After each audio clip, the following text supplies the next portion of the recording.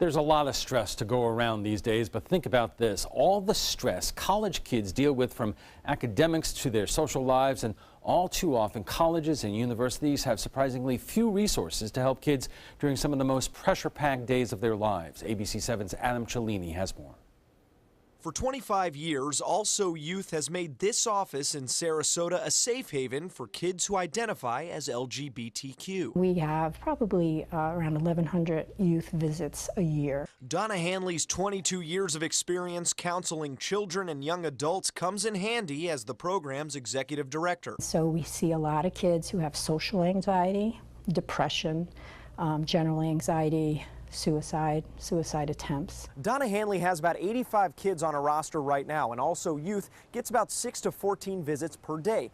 But Hanley wonders who's going to be picking up that work once some of her kids leave for college. According to a survey of 275 North American colleges, 11% of college students sought counseling in 2014. Nicole Archer, who runs the Counseling and Wellness Center at New College, says her office serves about 40% of their student population, close to typical numbers for a smaller school. If it's an emergency, then students are welcome to walk in and we get them in that same day, but typically we schedule it, and usually we are able to get people in within a week. But even schools with 11 times more students, like nearby State College of Florida, have noticed a growing popularity for counseling. We've seen an increase in the services over last year. It's hard to tell if the number of mental disorders is growing or a stigma associated with mental health treatment is shrinking. But as author Robert Whitaker pointed out in a recent community meeting, the portion of kids entering college already taking antidepressants, sleep aids, and other psychotropic medications has risen to 26%. What happens is that sort of creates a culture where people turn to prescription drugs really easily. They also trade prescription drugs. It helps create a drug culture in our colleges and universities. And demand for treatment is outpacing supply. According to the State University System Board of Governors, 10 of the 12 schools they monitor are outside the recommended range of one staff member for every 1,500 students. New College is one of the few still managing.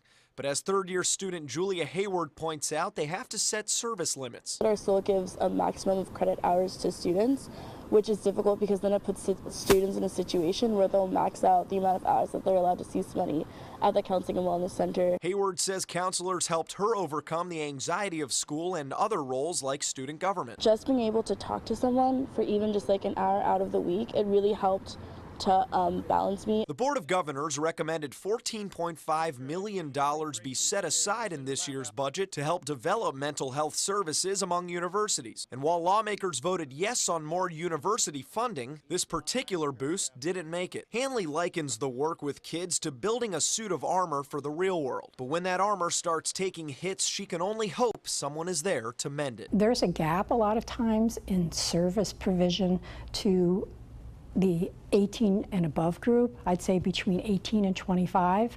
You know, we often, as a culture, we say, oh, you're 18, you know, off you go, you can take care of yourself. On the Suncoast, Adam Cellini, ABC 7, your Suncoast News.